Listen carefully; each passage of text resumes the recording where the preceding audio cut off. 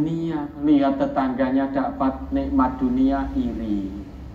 Kok bukan aku ya Allah? Padahal sholatnya sregep aku loh. Jamaah ke masjidnya sregep aku. Kenapa bukan saya ya Allah? Dapat rumah baru itu. Kenapa tetangga saya yang sholatnya masih bolong-bolong? Iri.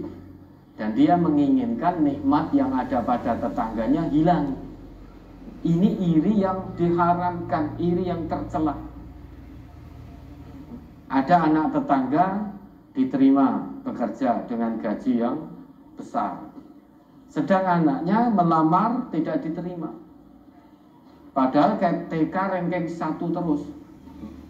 Anaknya ini TK ranking 1, kuliah ranking 1, tapi bekerja tidak diterima. Iri.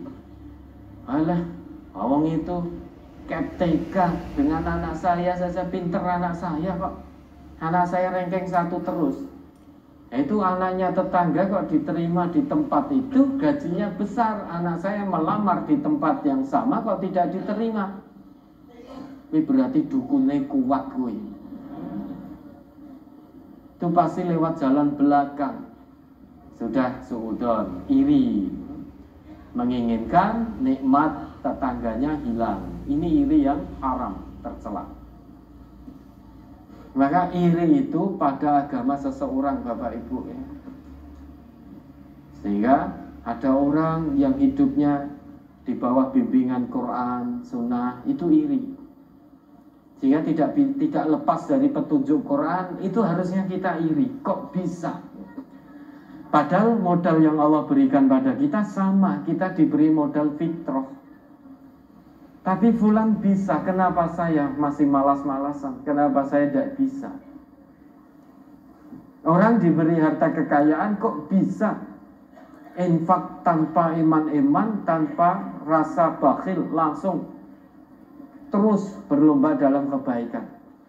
Saya ini mau memberi saja, kok iman banget rasanya.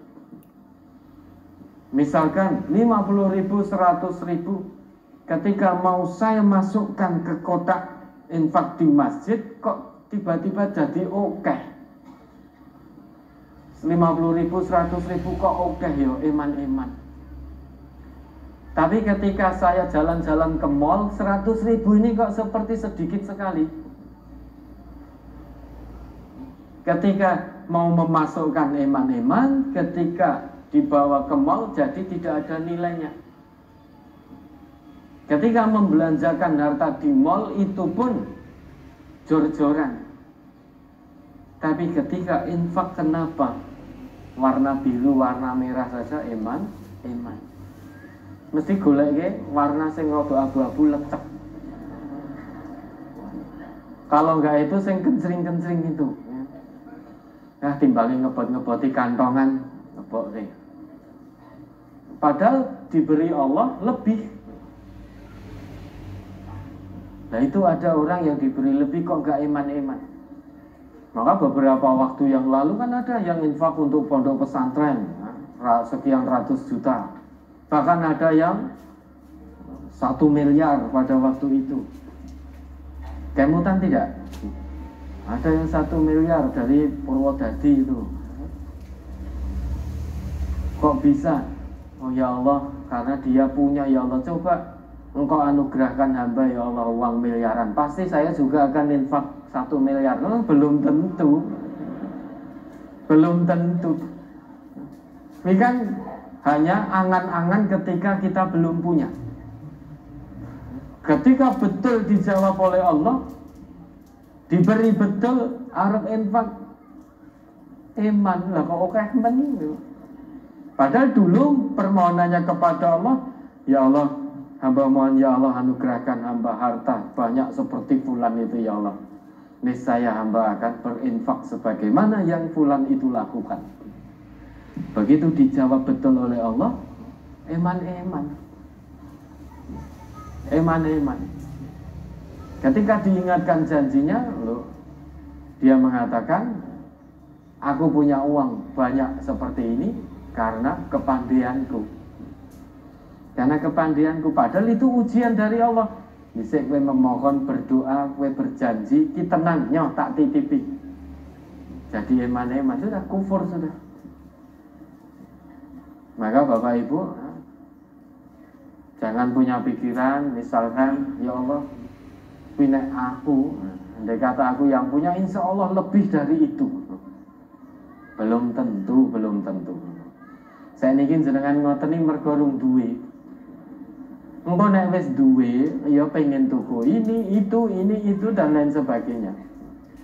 Apa yang dijanjikan dulu kepada Allah lupa sudah, terlena.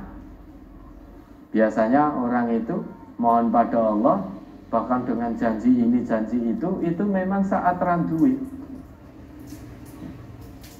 Ketika sudah punya lupa. Coba diingat kembali tuh Quran surat Az-Zumar ayat 49.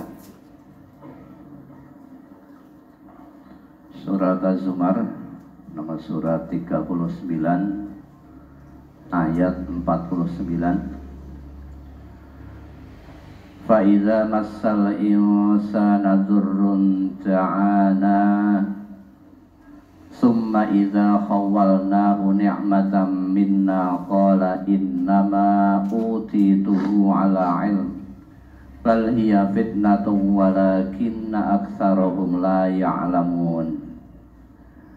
Maka apabila manusia ditimpa bahaya, ia menyeru kami.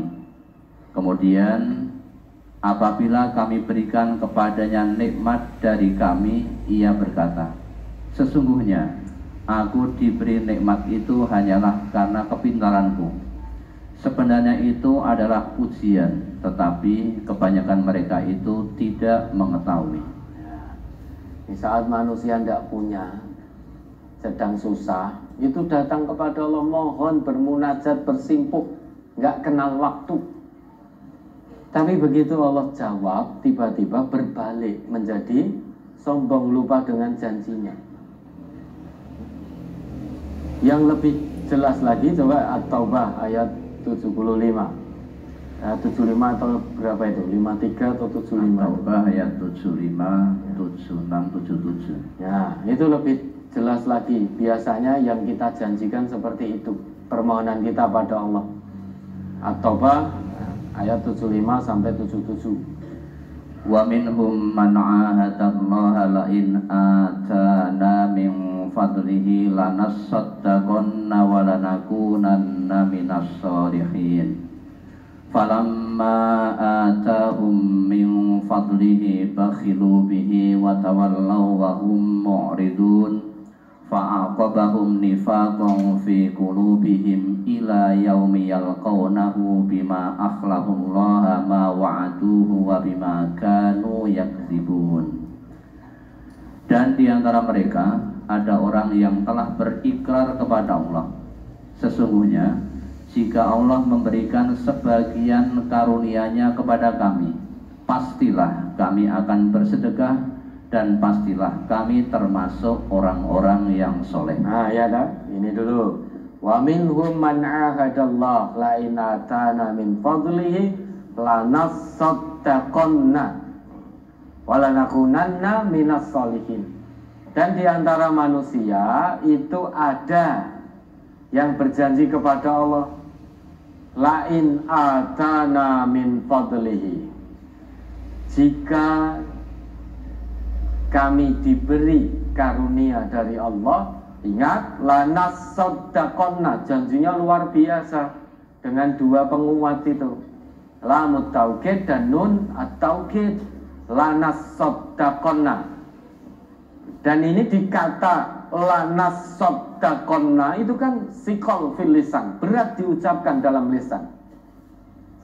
Lanasaddaqanna, ada tiga syiddah yang berturut-turut, tiga saddah, yang dua berturut-turut, kemudian yang terakhir itu di atas huruf nun, lanasaddaqanna, is-saddaqo, yas-saddaqu, kullama zadal mabna zadal ma'na. Setiap bertambah bangunan dalam satu kalimat, maka maknanya semakin dalam. Sehingga ini betul-betul memperteguh janji manusianya itu, bahwa jika Allah berikan karunia-Nya sedikit saja kepada kami, pasti kami akan jadi orang yang gemar bersedekah. Dan pasti kami akan jadi hamba-hamba Allah yang soleh. Lanas soddaqonna, koyo ya tenanan gitu loh. Ya Allah, jika Engkau beri aku ini, pasti aku akan sedekah. Tidak mungkin tidak, ya Allah, pun percaya kali kula. Tidak mungkin saya lari dari janji, dan pasti sesungguhnya sebenarnya ya Allah pasti saya akan bersedekah. Tetapi apa yang terjadi? Maka setelah Allah memberikan kepada mereka sebagian dari karunia-Nya, mereka kikir dengan karunia itu dan berpaling. Dan mereka memanglah orang-orang yang selalu membelakangi kebenaran. Ya dah?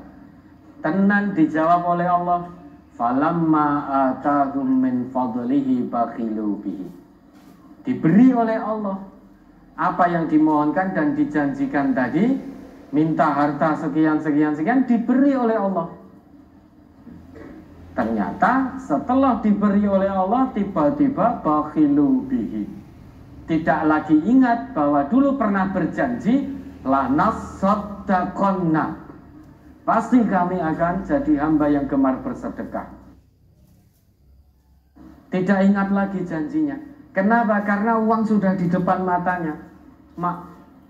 Betunduk itu, metuduk banyak gitu, sudah lupa dengan janjinya. Yang diingat, oh untuk beli ini. Nah disini janji lana soddaqonna. Itu kan dulu. Sekarang sudah punya banyak jawaban dari Allah, maka bingung untuk beli ini. Lupa untuk sedekah. Dia berlaku bakhil dan berpaling. Berpaling dari apa? Dari janjinya. Wa tawallau wa hum mu'ridun. Dia berpaling dari janji yang dulu pernah diikrarkan. Ya Allah, jika Engkau beri aku ini, ya Allah, jika Engkau beri aku amanah ini dan lain sebagainya, pasti akan aku begini, akan aku sedekahkan, akan aku infakkan, akan aku begini. Begitu tenan dijawab oleh Allah, lupa, dia berpaling dari janjinya. Dan memang orang seperti itu sifatnya suka menentang kebenaran dari Allah. Terus maka Allah menimbulkan kemunafikan pada hati mereka sampai kepada waktu mereka menemui Allah, karena mereka telah memungkiri terhadap Allah apa yang telah mereka ikrarkan kepadanya, dan juga karena mereka selalu berdusta. Hati-hati Bapak Ibu yang pernah memohon pada Allah, nanti diberi ini, diterima bekerja di sini, pasti akan lebih dekat lagi pada Allah, pasti akan begini. Kalau sampai itu diingkari, fa'aqabahum nifaqan fi qulubihim. Allah beri cap setempel kemunafikan di dada orang-orang tersebut. Nek pas susah mohon janji pada Allah, dijawab oleh Allah menjadi ingkar, berarti punya sifat kemunafikan. Kalau tidak bertobat, maka setempel munafik Allah berikan. Sampai kapan? Sampai dia bertemu Allah. Berarti dia hidup dan mati membawa kemunafikan sampai bertemu Allah. Ingat, orang munafik fid darkil asfal minan nar, berada di keraknya neraka. Ya, belum tentu